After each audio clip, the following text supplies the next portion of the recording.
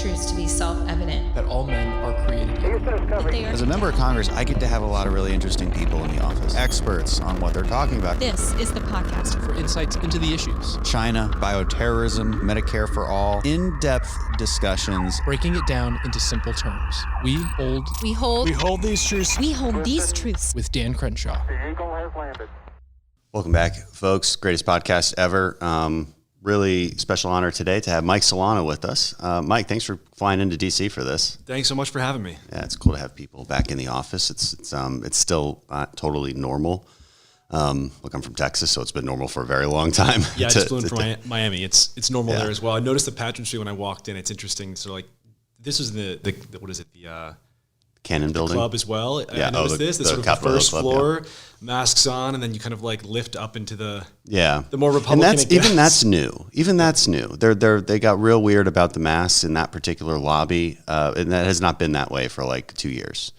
So I don't. Do you think it's an administrative thing, an administration thing? It's just they're picking up on the signals or something. Might be a local DC thing. But then locally, and I bet it's done soon because locally in DC, they just said that they're no longer requiring masks because they're going to follow the science finally and say that, you know what, it actually depends on your risk factors and things. I was surprised at what I saw in DC. There are parts of San Francisco, I think, that are not even quite like this. I mean, it's like gyms you're pretty much free to go at this point. In San Francisco or here? Yeah, in San Francisco. Okay. Yeah. America in general, I think is pretty much done with the lockdowns. Yeah. We're not Australia.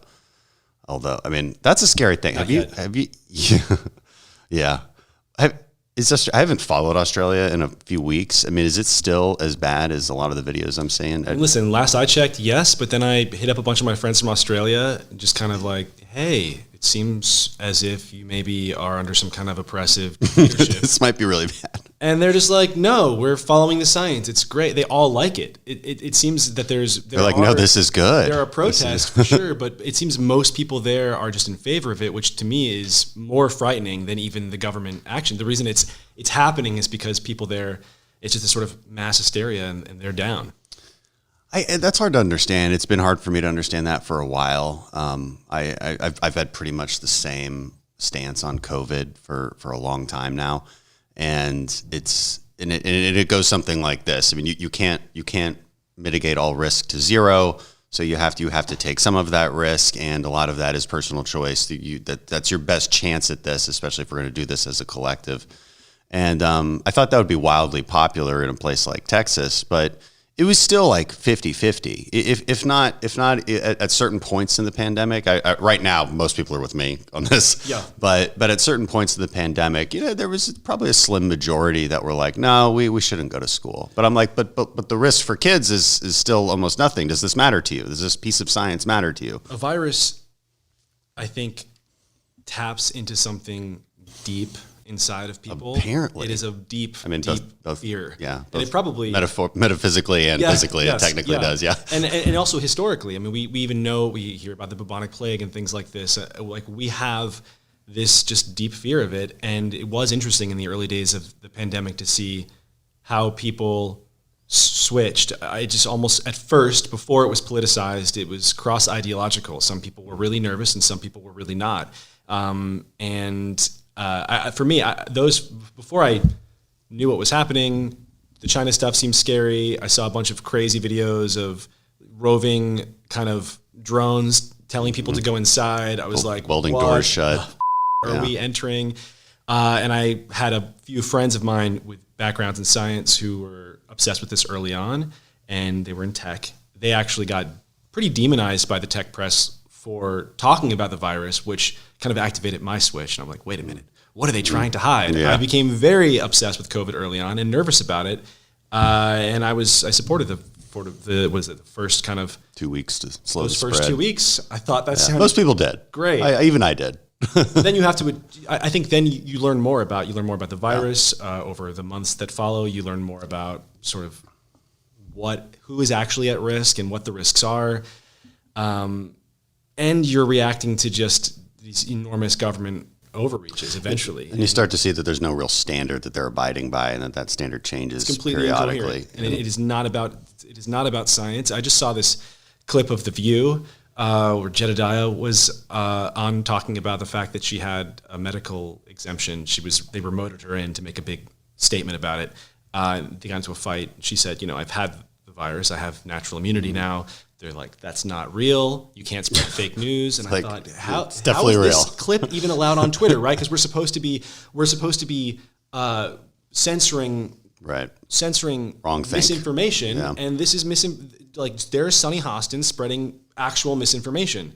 There's just there's no standard. And that gets to the problem of how you even manage content on social media. But you know what, I kind of skipped over going a little more into a deep dive in your background because we got sidetracked on COVID stuff because I was so impressed that I had a person in my office. Still, so Mike Solana, everybody.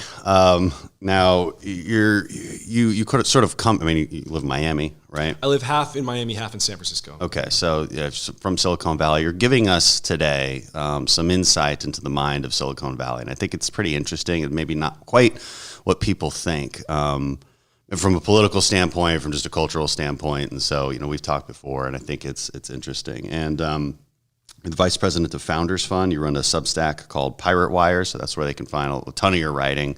You write on all sorts of subjects, commentary on culture, everything tech. You got a podcast called Anatomy of Next. And before that, you edited nonfiction for the Penguin Group. Okay, very cool. And let's see, you're the author of Citizen Sim, Cradle of the Stars. Yeah, that's an old book that I wrote. So this is my How old are you? 36. Okay, so this is but back in your old days. Well, right. This is in my 20s. I was really obsessed with fiction writing, and that was all I cared about. And that's around the time that I met Peter, and then even 5 years into Peter Thiel, for the audience, yep. So he is my boss at Founders Fund. I met him longer than that. I've been working for Founders Fund for about 10 years, but for the first half of that. Yeah, I was super into. And what is Founders Fund? Founders Fund is a venture capital firm in Silicon Valley. Okay. And again, that's I live in San Francisco. Miami we just opened a small office. So now for work, kind of helping launch that office, I guess you could say. Yeah. The real reason is I'm dating someone there. So I'm back in Miami quite a lot. That's fine. It's a good reason. So the way I'm not sure what your audience is, probably more broad. So my parents didn't know what a venture capital firm was. Yeah.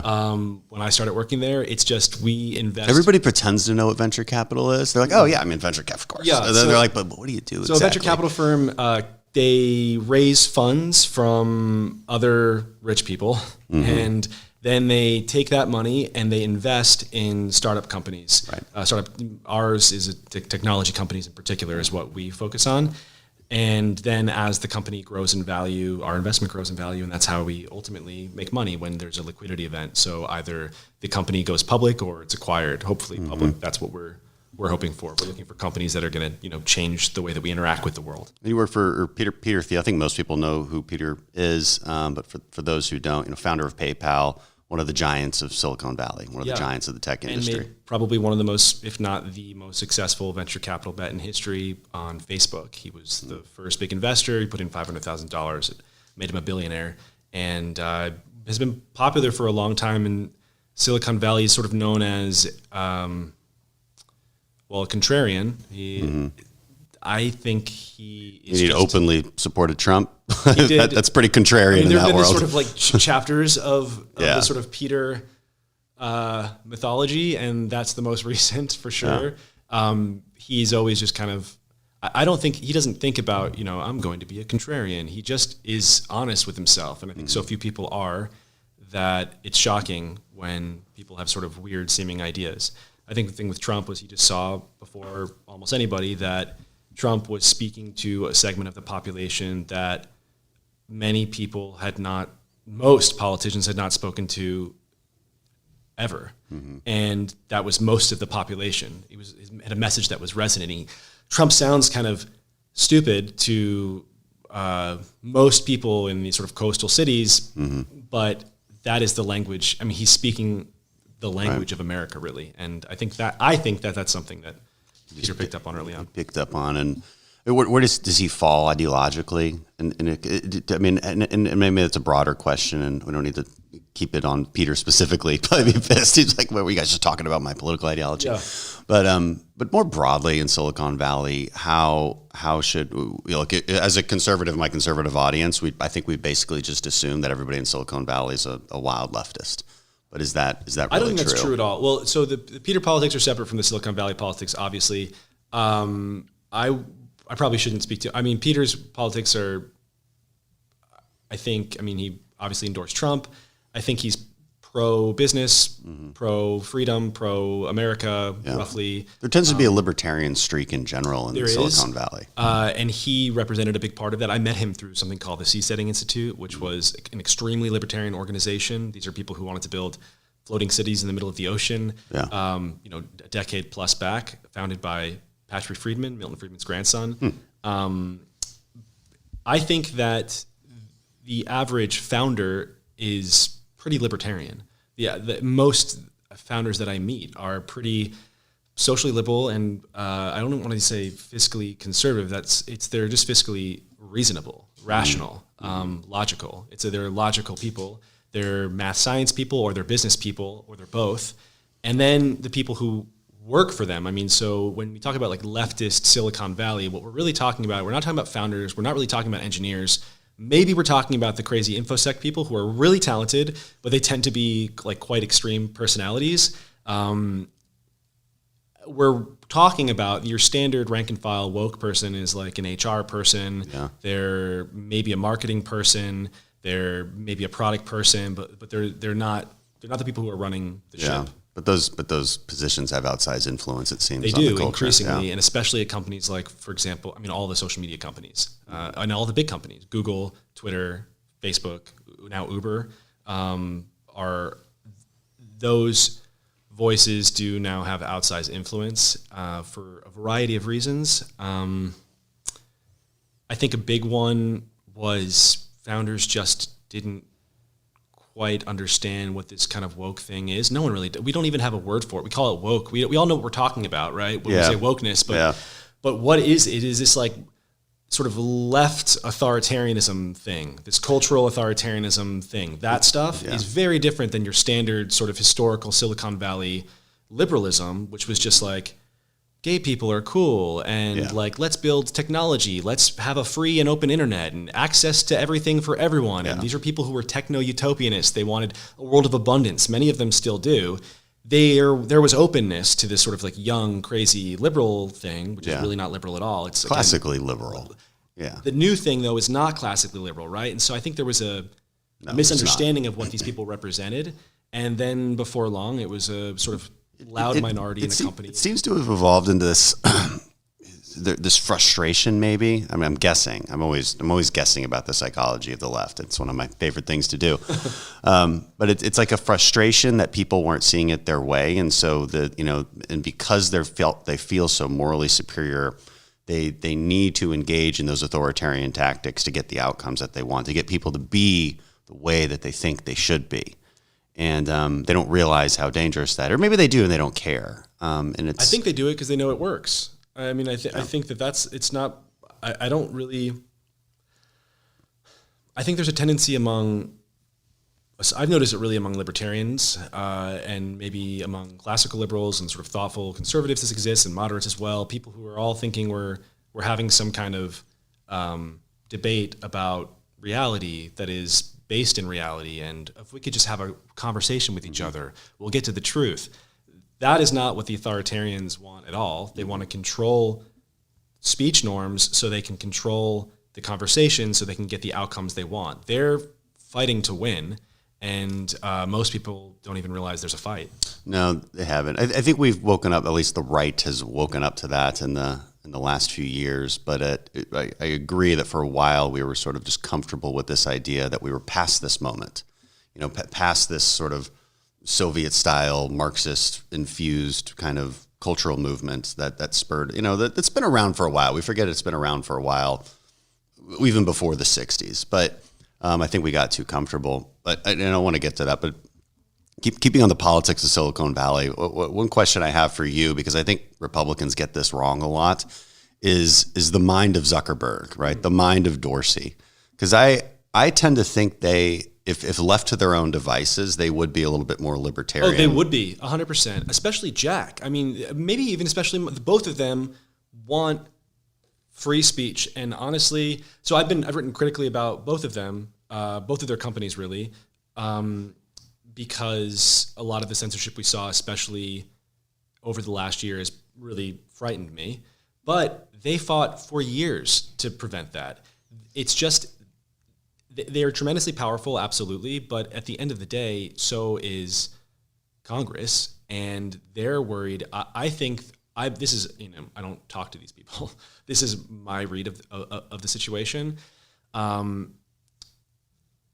think that there's a well-grounded concern over antitrust legislation, which the Democrats and the media are hanging over their heads really as a threat. It's like, either you erase our political opponents from the internet, or we're going to dismantle your companies. And the conservatives, the right, sort of the Republicans, which should have been the natural allies of the industry, for a series of reasons, including just the culture of Silicon Valley, and then the fact that these companies censored a little too heavily against and disproportionately against the right. Right. It created this situation where now there are no natural allies really on the right or the left for the technology industry, which is a dangerous place to be in. And it gets you things like, for example, this recent hearing with the Facebook fake whistleblower who was brought out, and it was, of course, Democrats are going to bring her out. This massive propaganda. But the fact that Republicans didn't push back and ask like, hey, so like, where's your funding coming from? Why does it seem like you have this massive PR team? What actually do you represent? What do you care about? What are you pushing for? Why? I mean, it seems a little fishy that you want to be yourself. You've suggested that you yourself should perhaps be in charge of, she literally said of that. These companies. Like, those are basic questions that Republicans should have been asking, because at the end of the day, she's a pro-censorship person, and she stands for this thing this thing. She stands on the side of a group of people who exist in both the media and the government who want technology companies to aggressively censor anything sort of right of Joseph Stalin. And it's like, at the end of the day, Mark is asking for Congress to pass, to tell him what to do. Yeah. He's asking for legislation here. And I mean, it is your job. You guys write the laws. So if you don't like them, we talk a lot about like, oh, well, we can't have freedom of speech on these platforms because of X, Y, or Z. First of all, I think there are Supreme Court cases that indicate it's not unreasonable to demand some level of transparent or openness from Facebook. There were all of these Supreme Court cases that had to do with protesters at like public shopping malls and things like this. I think there is precedent there. Right. When there's a privately owned space that is accessible at all times by the public, it changes things a little bit. It does. These Supreme Court cases. So this is a conversation that could be happening, and then at the end of the day, if like the law still, for some reason, we think it doesn't work. I mean, you write the law. So, well, this gets to how we deal with this new form of communication in general, and what it's doing to us. And you write about this a lot. One of your more famous pieces is called "Jump." I highly recommend it, and it's it's about this basic idea that a tweet can indeed change the world. Mm-hmm. And that this sort of mass emotional event can happen, and it can happen rather quickly. So maybe expand on that in that article and how you start. So I think with the whole censorship conversation, I think the framing is always wrong. The story is driven, of course, by people in media who tend to be very far left of center, and so they see the problem as people saying things they don't agree with, generally, as do most Democrats, especially on topics like COVID and the election and things like this. Mm-hmm. But I think the problem is actually just virality, period. I don't know if it's a problem, but it's certainly the new thing. The new thing is not misinformation. We've had misinformation forever. And the problem with the question of misinformation is, how do you even define it? When we're talking about truth, it's usually defined in terms of,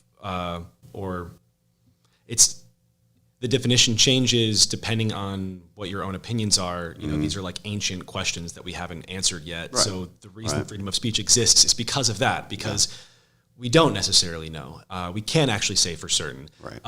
Two people, or the whole country can look at a kid in a red hat being yelled at and see two totally different things. And so you can't have a law that says only one version of that story can be told. Right. But what we've never had before is, a video of that kid being seen by a billion people in 24 hours or whatever. That's new, and the reaction to that is going to be new. And that at least is the thing where I think it's just worth asking questions like, what are we at risk of that we don't yet know we're at risk of? And we've seen glimmers of this before. We've seen it with, everything from election topplings to protests. I remember back in the summer of 2020 when it was determined that riots were okay. I remember seeing just in real time people talking about wealthy neighborhoods in California sort of bubbling up on Twitter. And then within 24 hours, this happened in Daly City and this happened in Beverly Hills. There were then riots in both of those, not riots, I would say there were sort of threats. Looting. There was people were there, and there was looting that took place. And there was like these "Eat the Rich" chants right outside big homes. Yes, but I think worse than that because there was actually like pretty aggressive property damage and looting. No, they burned like things. This. Yeah, and that that followed the internet, and that like the rapid nature of that is that's just a small version of I think like what could potentially happen. And the big question I was asking in Jump was this. This is a sufficiently new technology. Or this is a new technology, and with any new technology come new benefits and also risks. And I think the benefits are, well, really anyone can speak now, and it is this amazing, empowering tool for people like me, and for even political candidates like even me. I mean, I wouldn't be very successful. I mean, Alexandria Ocasio-Cortez. This is bipartisan. It has benefited people across the board. But then also, there are risks, and the risks are, a single piece of wrong information can spread to everyone with a snap of a finger. And it's interesting to kind of get to this discussion of what is true, and then how to filter through truth. The Kyle Rittenhouse case, more recent example of this. It's just completely different interpretations of what happened. And we rely on our courts to actually sift through the truth based on this sort of process of jurisprudence and get to the actual truth. But even that actual truth is in fact based on classically liberal principles. And that's the scary part, which is that we're not agreeing on those principles anymore. Because in order to see the Kyle Rittenhouse case in totally different narratives, one side does have to discard classically liberal principles. These principles being, the basic right of self-defense, for instance, or even the ability to interpret the events and what took innocent place until proven guilty. There's a few. Freedom of speech. These are all things that are not really popular among almost half the country at this point. Yeah, this basic notion of what rights are.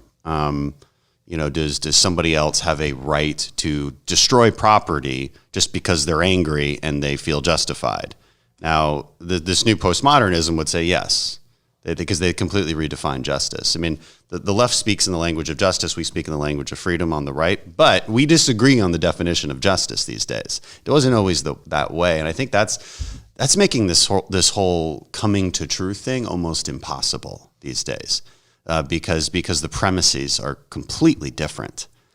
Yeah, I mean, and you were talking about how the left believes that violence is occasionally justified, and that's true. I mean, Slate had an article I think that headlined exactly this: anti-violence is good, but sometimes violence is good too, or something. Yeah. The whole thrust of it was sometimes we need to be violent in order to affect political change, and this is the kind of thing that was being written not by everyone in the press. I hate the broad stroke there. There are plenty of reasonable reporters who are like, this is horrifying, please stop embarrassing us, you're destroying our institutional reputations and things like this. But a lot of writers are talking about this, and those people are being read by congressmen and things like this. Yeah.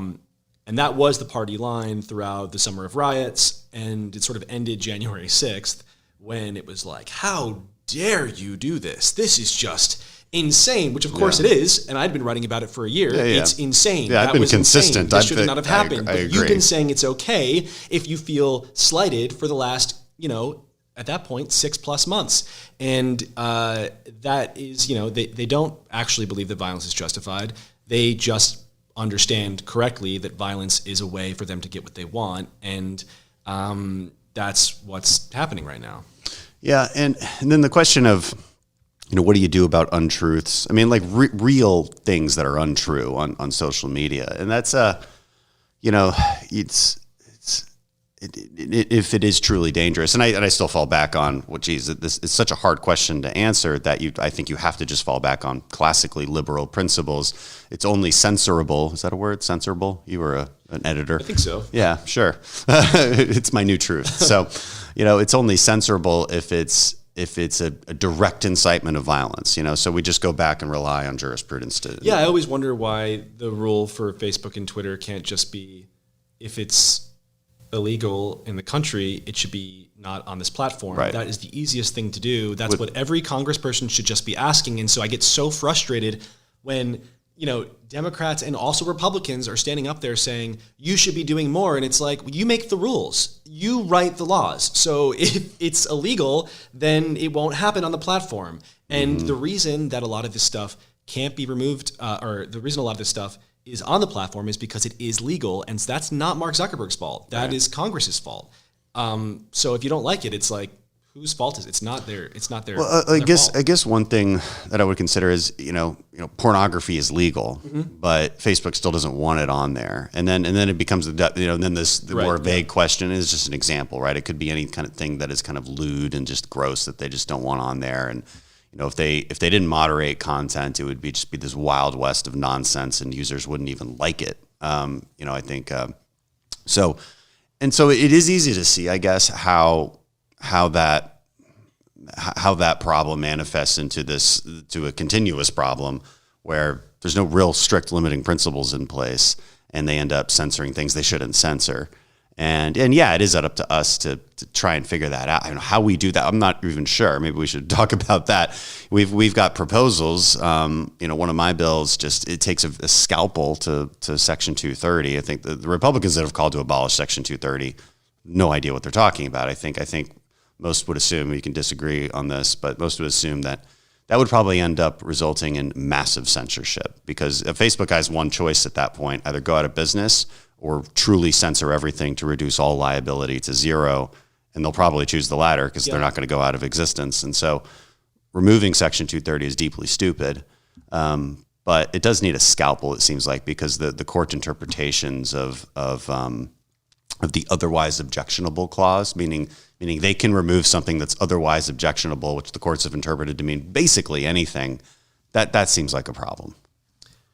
Yeah, I'm not familiar with all the proposals in play right now, so I feel a little bit out of my element. Well, just in general, don't worry about commenting on the legislation. I just think that the Republicans should do everything that they can right now to maximize freedom of expression online, because that is and that's what every single person. That's why I don't want to hear about, a senator crying her eyes out about, can somebody think of the children or whatever, especially if she's a Republican, because I am thinking of the children. I'm thinking of my nephew who's going to grow up in a world where an entire spectrum of political thought is vanished from the internet because of legislation that is in play right now. And that's the game. That's the long game. That's actually what's happening. And that's people have to just kind of focus on that. And I know you'll be able to find allies on the left here, because they're secret allies. This is actually true across a lot of issues. It's very frustrating to me. I'm like, guys, can we do something about the border? Oh yeah, it's a disaster. Okay, well, I have a bill that I think no, not going to get on that. Yeah. I'm like, look, I'm not talking about, the bill doesn't build a wall. This is our alarm bells, Where was I? The different laws in play, and the long game is actually just the preservation, I think, of free expression online, which I think is at risk for the first time in my lifetime, just because people are talking about it seriously. There are people who truly believe, for example, that hate speech is illegal in America. They actually, this is, I think, a common thought. But they think it's already illegal. They think it's already illegal. They think we're in Germany. They think it's already illegal. And it's like, one, can you define hate speech? For me, that's always the first question. What is it? What are we even talking about really here? Mean stuff. You said really something really mean. And then I think, to go back to something I was talking about a little bit back, it is relevant to this in terms of what we should be thinking about. I think the bigger problem is it's not things being said that are wrong, quote, air quote wrong on Facebook or Twitter or whatever else. It's how many people see it, how quickly. I think virality is the bigger problem. Is there a way to stop that? I mean, stop the spread? Because you talk about stopping the spread of misinformation. Yes, we're talking about fact checkers, but then like the fact checkers are biased, and we just run into these same problems. The problem is just, are there ways to turn down the volume of some of these sites that are not super draconian and end up being used maliciously? And that's the question that I don't. Or is the problem more cultural, where we increasingly have this inability as a species to be discerning in information presented to us? It's just like, as I think about conspiracies a lot. I mean, I think which conspiracies do you believe in? All of them. No, I actually want to ask you about one, the simulation theory. We'll end with that, maybe, because I got one of my interviews with Joe Rogan. He hits me with that, and I was like, I don't know what we're talking about right now. And then Scott Adams, same thing. And he gets me to this, and I was like, I was not prepared for this conversation. It's kind of fascinating. No, but the problem with, I'm not sure I believe in any of them, because I've been in government my whole life, whether it's, in the top secret clearances, the military. I know what the NSA does, worked with them. It's just not what people think. I'm sorry. You'd be much more surprised by what the government isn't doing, and you'd be shocked by what they're not doing, and shocked and scared, by the way, not so much by what they are doing. Now people are like, what with the FBI? Did you see what they did with Trump? And it's like, yes, that's a problem, and we have to address that. That's a clear overreach, but it's not conspiratorial. It's more opportunistic. Some bad actors, I think, are in the right place at the right time to do the wrong things, and they need more oversight. That's a fact. I think also, conspiracy certainly in the last couple of years has taken on meaning to. It almost means idea that you're not supposed to have. For example, did the virus come from a lab? Yeah, and I wouldn't describe that as a conspiracy, of course, but you're right. It's been described that way by others. Maybe there's a conspiracy to sort of censor the idea that exists in the CCP, but that whole government is a sort of conspiracy. So I don't know that it counts necessarily. Do you think the virus came from a lab? I absolutely. I've seen all of the evidence, and I've seen the evidence. I have to tread carefully here. I have seen the evidence, and it leaves out all other options, in my opinion. There's no smoking gun. In hindsight, it is pretty crazy that we ever thought it happened naturally when there was this sort of coronavirus factory down the block that no one felt like asking about. That Jon Stewart clip with... it was hilarious. There's an outbreak of chocolate in Hershey, Pennsylvania, but it couldn't have come from the Hershey factory. And it's like, and I couldn't tell if that was a pre-scripted rant, or if Stephen Colbert was genuinely surprised by that. I think he was surprised. You think so? And I think that everybody on the left was surprised, because that became this weapon. Really, it was something that you were not supposed to talk about. It was something that I was afraid. I had written a little bit about it and was afraid every time that I did. It's like the really ivermectin dangerous thing now with Joe Rogan. It's just asinine. I mean, it's insane. People are like, because the SNL skit they did with Pete Davidson. I'm like, God, Pete Davidson, you are so jealous right now that Joe Rogan is funnier than you, aren't you? Because you're just not even being funny. It's just being a jerk. Yeah, it's also just not even really relevant, right? That's the danger of comedy, I think, when it becomes super political. Yeah, it's not funny really anymore. Anytime you hear more applause, I think, than laughing, that's a problem in comedy, which is actually a problem I had with Chappelle recently.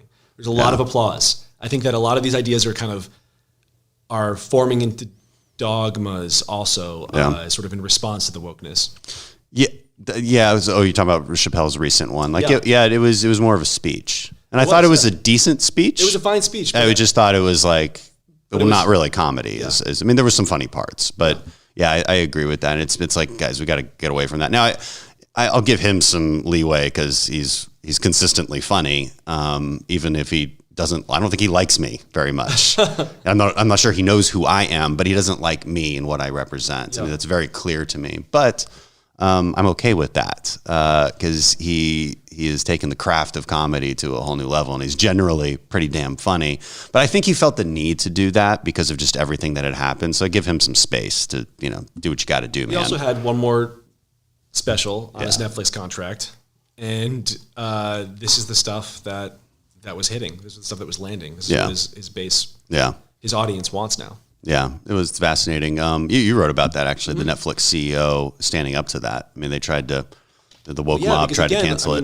When I started writing about all this stuff, 2020, I was super, super critical of the industry, which I felt had become really captured by this like small minority of crazy people who work at tech companies.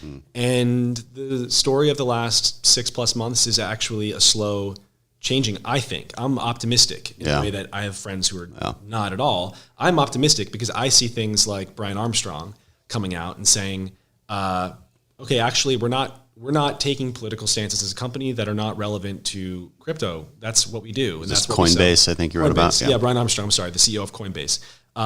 He made it very clear, if you want to LARP the, communist revolution, you can do that. Communist LARPers. I like that. Company. I might use that. Right. Like go somewhere else, exit. We don't need that here on our company Slack channels. What we're going to talk about is crypto and crypto policy. And if you don't like it, we will literally pay you to leave. And then what happened? He lost a small amount of employees. And everybody got happier. The media was like, this is the end. This is the end. Coinbase, they just lost their best people. They did not. They lost. There were the most annoying people. They lost mostly what they lost were their most annoying people, the people who their colleagues all hated. And that's actually, I think that's actually the truth of most of these big companies in Silicon Valley. It's like you have 5% very crazy, loud political people who are obsessed with the culture war, and then the other 95% just want to do their job and they don't want to ruffle any feathers and they're scared of those people. And once Armstrong got rid of them, employee happiness went up, hiring improved. The company's killing it right now. They're worth more, I think, than they ever have been. And Brian, just a year after. Should we be investing in Bitcoin or cryptocurrency? There's a lot of people who just don't understand these things. Should we be investing in it, you said? Yeah. What's your take on it, generally speaking? I think what's that the future of it? When I became interested in Bitcoin, it was in 2013, I think, or so. I mean, I knew about it before that. 2013 was when I first started like really seriously thinking about it. And it was out of, it was Bitcoin specifically, and it was out of a fear of the government inflating our currency into nothing. That was what it was always a hedge against insanity that could potentially happen. And I think that fear is at this point like fairly well-founded. Yeah. Like here we are dealing with historical inflation. First, like in my lifetime, this is the worst inflation there's been. Yeah. And that's how I see something like Bitcoin, which was designed for this reason. It is a hedge against a dollar controlled by people who perhaps don't have the best interests of Americans in mind. And that's how I think about it. But the Web3 thing is much bigger than Bitcoin. Bitcoin is just, a blockchain. It's the first blockchain, but there are all sorts of applications, and you'd have to get a Web3 proponent on here to talk about them because I am supportive of all of the new things generally, but they don't all kind of light my world on fire in the same way. Bitcoin, I've always loved just ideologically what it represented, what Satoshi kind of wrote down in the beginning. And I have always thought, like I said, it's a great hedge, I think, against an inflating dollar. But I mean, it is what it is.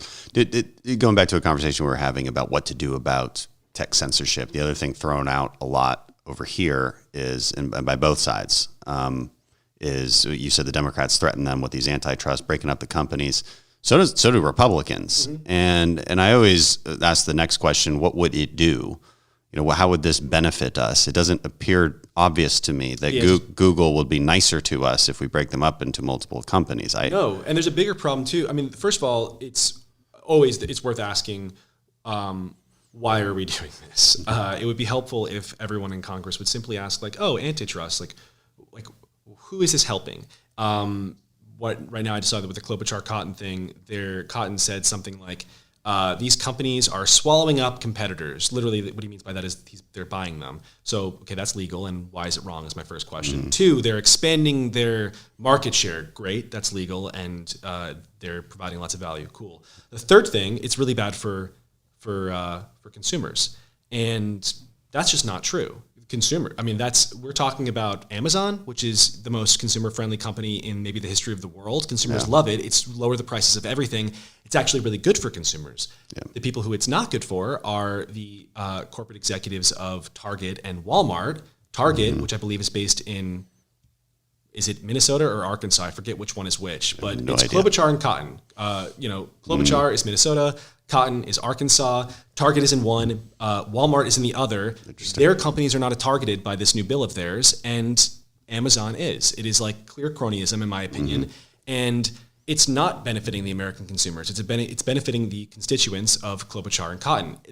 I actually prefer the cronyism in a certain sense to the crazy ideological stuff that you see from Bernie Sanders. The cronyism I understand. It's like, okay, like you're just sort of... At least it's predictable. And it's rational. It's dark, but it's rational. Bernie actually believes a lot of the crazy he says, and that is really... His politics is based in pure resentment. And they live in this contradiction too. He was, I don't remember if I actually responded to it.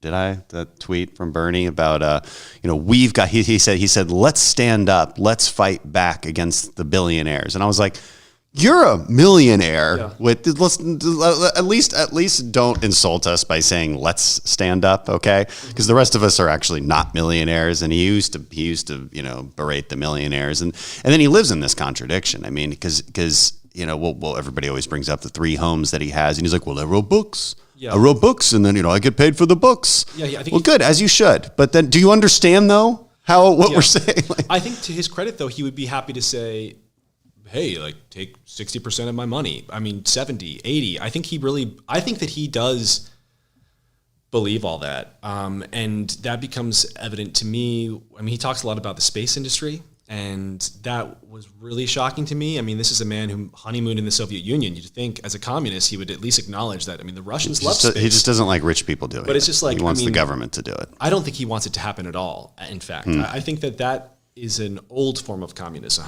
Back when the communists still believed that they could do things, that has been proven that they cannot. And now the question is... it's based in resentment. It's why would we spend money on this cool thing when people are hurting? Right. And you can always say that because people will always be hurting in some kind of form or fashion because it is the real world. And it's this endless argument. I think that there's something about a rocket ship lifting off of Earth, breaking through the gravitational pull, going to the moon. I mean, people see that and they think about human potential, and that is a potential of endless growth. Boundless growth. And that is the kind of thing that someone like Musk sort of really has come to embody, for better or worse. He is the person that people project a lot of that onto now because he's the guy that's not only sending rockets up, but landing them. And that is what to a large extent technology and the technology industry represent. That is really threatening to someone who believes in a static worldview where there is no growth. There are a limited number of resources. And if there are a limited number of resources, they have to be split up and divided equally among everybody because that's the only fair solution. But that's just not the way the world works. That's not the way America has ever worked historically. Yeah. This has never been true. It is just like the pie grows. They believe it's a zero sum, and it's complete economic illiteracy. Yeah. And also historical illiteracy. I mean, we can just look back and see that the world is very different than it was, 200 years ago. Yeah. It's frustrating to say the least. It doesn't appear to be changing. Again, we talk about getting to this truth, and arguing over what is true. And I don't know. Are we getting more divergent than we used to be? And whose fault is it? I wonder. And because I'm biased and I'm on the right, so I believe it's the left's fault. I believe that they used to be more normal, more of a labor party. And I believe that they've significantly diverged from that, any sense of classical liberalism that, say, John F. Kennedy was an adherent of, and so, but am I wrong? I don't know. I mean, I'm not. I bash the right plenty as well, because I think we're overly paranoid about things. I guess I would be curious. It's worth just asking, what has the right really changed its mind about over the last 20 years? And I think the one that comes to mind is gay people seems to be the big one, but not much else. And whereas the left, I mean, I see a lot of significant change. The left became a pro-war party. The left became obsessed with real socialism. I'm not talking about Barack Obama, you're a socialist. I'm talking about Bernie Sanders, literal nationalize the industries, which he advocated throughout the 70s, honeymoon in Soviet Union socialism, real socialism. The Biden nominee for comptroller at the moment wants to, she should be in charge of banks. She wants to do away with banks. She graduated from Moscow University. She on a scholarship named after Lenin. She had recently said that the goal should be to regulate and tax the oil and gas business completely out of existence, which oddly would benefit Russia the most. So I mean, you just got to wonder what the hell is going on here. But yeah, I mean, I agree. Just objectively speaking, you see these changes, and you can measure these changes. And you could just go down the list of all the woke stuff, right? It's like they're now the left is a pro-segregation party. The left is a pro-racial identity party. It is a party where, I mean, it's funny to me. It's not funny. It's disorienting to me how angry people now get when you say that you're colorblind. I don't see color, this whole thing, which I would never say because I'm aware of culture and I know that you're not supposed to say that. I could say it, but yeah, you can't say it. Not your world. You cannot say that. And I think about that because when someone says, "Hey, I don't see color," what they're really saying is, I don't see a difference between black people and white people, which was the dream. But that was the goal. That was the whole. That was supposed to be the vision of the future we were working towards. The left does not believe in that anymore. It is not only do you see color, you must see color. You must believe certain things about certain people based on the color of their skin. These are dramatic. And then the anti-racist argument is that you need to act on it too, because it's one thing to say, "Oh well, you're not really colorblind. You have this kind of unconscious. You see it," and it's like, okay, yes, I know I see it. That's not what I'm saying. What I'm saying is, I will never act upon it. My behaviors will never change based on color. If that's the goal, I can't the feelings. Sure, I'll grant you that. I don't think it's nearly as significant as you anti-racist is saying, but the goal is not to behave differently. But you read How to Be an Anti-Racist by Ibram X. Kendi, and they deliberately say the way to fix past discrimination is current discrimination. So they want those behaviors to change, and that's what wokeism is. Yeah, there was a law in California that was just it failed. It was a ballot measure to allow for racial discrimination. For state racial discrimination. The purpose was really to judge academic admissions by race. And this is because, I think the motivation is that there are hugely disproportionate numbers of Asian Americans doing really well in California and Black Americans not doing as well per capita. And so the idea was they wanted to just like literally discriminate. They want to discriminate against Asian Americans. Obviously, the Asian American community was like, no. So I don't know if I can curse on this podcast. They were like, no, we are not here for that. As was, most Californians are not here for that. There's something we look at that. We look at a ballot measure actually requesting the ability to discriminate based on race, and we think, okay, this is wrong. We learned that this was wrong. We know that this is wrong. We've done this before. It's wrong. And again, that's just like one thing. Open borders, pro-crime. These are huge policy shifts that we're seeing in the last 20, 25 years on the left. I think the internet has a lot to do with it because it's amplified a very fringe leftist voice. And the people I feel are being hit the hardest right now are not right-wing people. They're not moderate right people. They're like sort of moderate center-left people. They're the ones who are being targeted, and they're the people who have to be protected. There needs to be some kind of fortified moderate left position because if they fail, then the entire Democratic Party becomes... Right, and it makes us crazier too on the right, which is, I'm more concerned with how we act. How do you think that that's happening? Well, because we're reacting to that fringe left, and it makes conservatism for too many people becomes about how much you hate the left as opposed to remembering what we stand for and maybe being able to articulate that. And that's truly what our voters want. What do you think first of all, do you consider yourself more of a conservative or a Republican, or, how do you self-define? Conservative. And so then what do you think conservatives stand for? I guess the question is, what are we trying to conserve? And that would be the founding principles, fundamentally, right? This idea that we live in a republic, and there's, let's say, three things associated with that. I'm gonna I'm going to use Russell Kirk's writings to come up with this. So there's culture, there's the political, and there's the economic. The culture is this sort of foundation of personal responsibility. Like, we're in charge of our destiny. The government exists to allow us to pursue our happiness. It was very specific about that, the Declaration of Independence: life, liberty, pursuit of happiness. So you start with that premise. The Constitution tells us how to govern. This gets us into the political, which is a sense of checks and balances, this idea that decisions are best made at the local level. Not always, but that's at least where you start. And that thing should be very hard to change for a large country, okay? So that's very basics on the political. And then on the economic, this idea that a free market, basic property rights, patent law, basic things that allow us to exchange goods with one another will create the most prosperity.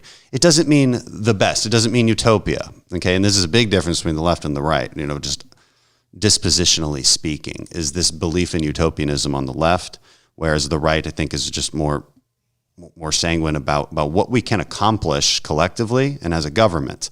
And you try to do too much and you have these second, third order consequences that are not worth pursuing.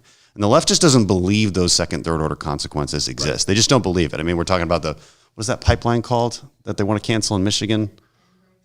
Yeah, there's a pipeline in Michigan and they want to cancel it.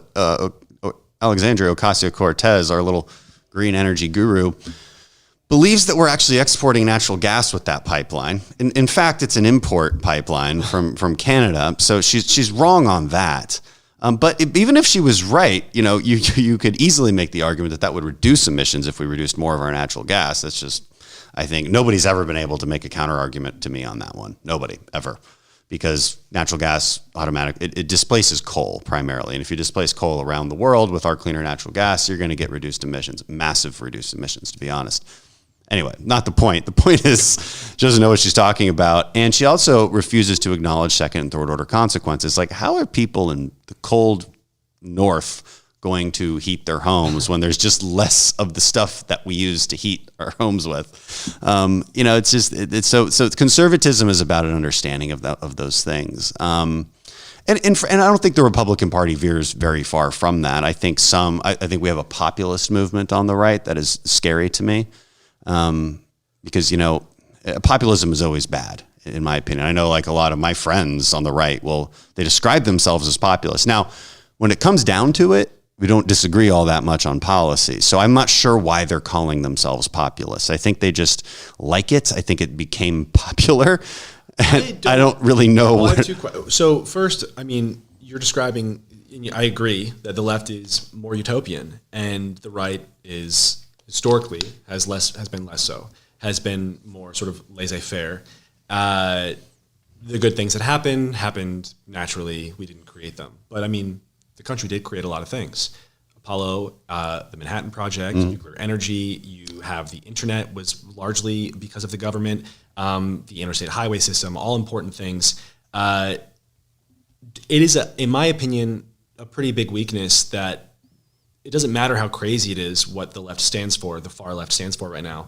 The fact that they're standing for anything means that, Ocasio-Cortez can stand up and say, we're going to have this bajillion-dollar Green New Deal that does all of these crazy things. It puts the right in a place of defense rather than offense. They're not positing a vision. They're just like, wait, no, that's crazy. And what you end up doing is negotiating down to a small version of the crazy thing, and the ball always sort of moves forward in that crazy direction. That's the political challenge. Yeah. Without a vision on the right, you're ultimately doomed. And I have been wondering recently what a Republican city looks like. Because we're trying to convince people that less is more, that's hard. That's hard to do because I do think humanity is divided into these basic two dispositions that Thomas Sowell describes as the unconstrained vision and the constrained vision. There's just half the population that's always going to believe that if we just collectively got together and asked the government to do more, we could have it better. Even if empirically that's just clearly not the case. Now, it depends on the situation. If it's about going to space or building and raising an army, yeah, it's better if we just do it together and the government does it. I'm not a libertarian. I'm not like this hardcore libertarian. I think there's a distinguishment between a conservative and a libertarian. A conservative wants to solve problems based on a framework of limiting principles. This is what I sell to people, right? Because libertarians are like, look, it shouldn't be this way. We shouldn't be doing it anyway. Just stop it, right? And it's like, okay, well, you might be technically right, libertarian, but it'll just That's not feasible, and it isn't. It's just as utopian, frankly, as the progressive left. Like this idea that things will just work out eventually. It won't work politically, or I think realistically. Conservatism is about solving problems, and we do need that vision. But I also tell conservatives, get used to being on the defense, because that's the nature of conservatism. And it's, we victimize ourselves a little bit too much. And when I say like we're going crazy, the left is bringing out the worst in us. Yeah, and this is what it looks like. And it turns into that populism. So that vision, so that's actually where it comes from, this populism that I'm mad about. This sort of supporting $2,000 checks for people who never lost their job, over 100 million. This was the case back in December. Trump was supporting it. And a lot of Republicans were like, you got to support this. That's how we win Georgia. And I'm like, what, by bribing people? And they're like, well, it's popular and it's populism. I'm like, no. Yeah. Like, it's popular to give people free money. I just never would have imagined. That's not the conservative question. The conservative question is this good policy? Is this right? Is this correct? Does this adhere to our principles that we always fall back on? Like if I've never heard of a policy before, I've never had the discussion, I can figure out my position by falling back on principles, limiting principles. And that's what conservatism is. And it's a superior way to solve problems. And I think that's how we sell it to people. And it's not going to work with everybody. I think it's just not working, period. I think pretty clearly. I think if the election was held today, it would work pretty well. Yeah. But how much more conservative is the country today than it was 10 years ago, or 20 or 30 or 40? I think the direction is pretty clearly, I went this way, I should be going, it's pretty clearly to the left. Yeah. And I think that is because I believe it's this defensive position. I think that you really do need it. So in the context of local politics, in cities across the country, I don't think there's not a major city that has any sort of Republican presence. And people often say, oh, cities are just more liberal and all of this. I have been wondering recently, why would you vote for a Republican if you live in San Francisco? What is the Republican vision for something like public infrastructure, a subway or public school or things like this? Historically, I mean, most Republicans don't really believe in the concept of these things. And so it makes sense not to vote for a Republican. The problem with that is then you get a completely distorted left party. It's a Democrat with no Republican opposition whatsoever. That's the future of America, is a party, is one party. And we see it already in places like San Francisco.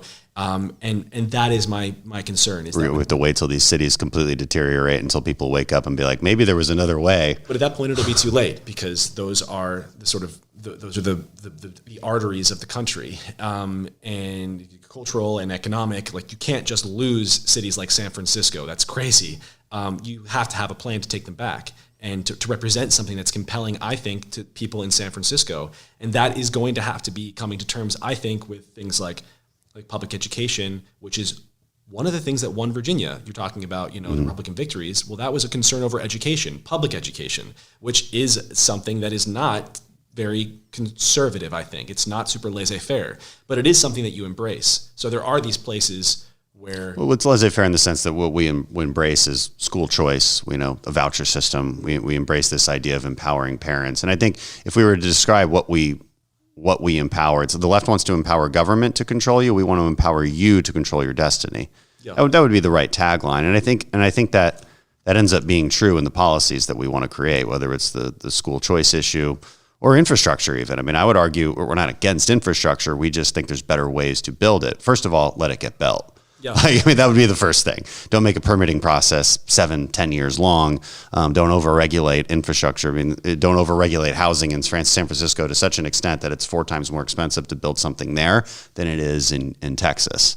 And this stuff makes sense to people. They don't hear it from us in a place like San Francisco, because they've been successfully convinced that we wear devil horns. Well, they don't hear it from Republicans, but they do hear that exact message right now from Democrats. There are moderate Democrats who are pro-housing who are making that case, and they're calling themselves Democrats. Because there is no Republicans actively pitching and making that case, it's like those ideas are just going to be taken by other people. Which is, a place like San Francisco, we kind of throw our hands up and say, fine. As long as as long as things are going better for people, I think I'm happy with that. And if they want to steal our ideas and claim them as their own, fine. I'm just saying, I think there's opportunity there that people are not looking at. Yeah. In San Francisco, I don't know, but but if you could, maybe how crazy would that be? Maybe you should run in San Francisco. Mayor. You'd be an interesting candidate. Maybe one with this is, what's the future of tech CEOs, or not even just tech CEOs, but CEOs in general? You think standing up to the woke culture that has infused their companies? Is that trend going to continue? Because it does seem like it always ends positively for somebody who stands up. What you're seeing now are startup founders who are increasingly cognizant of these problems before they begin. Yeah. And I think, quietly, no one's talking about this because what is the incentive to publicly be like, we don't want to hire woke people? But nobody wants to hire woke people. Yeah. And nobody wants that. There needs to be like a woke test in an application. Like, answer these questions. Well, and literally people behind is gender a social ask, construct? What are some things that we could ask to figure out if these people are crazy or not? Because it is a small amount of people, but they do a lot of damage. You're not going to see that a company that is doing a lot of hiring with sort of huge departments run by woke people, obviously. But when people are building their teams, the trend is away from crazy people. So I think long-term things, I have a lot of hope. But we'll see. Yeah, we shall see. Mike, this has been fascinating. Thanks for coming on. Thanks for coming out to DC. Hope it was worth the trip. Hope you get to see some sights. It was great. Thank you so much for having me. Yeah, of course. Great to have you.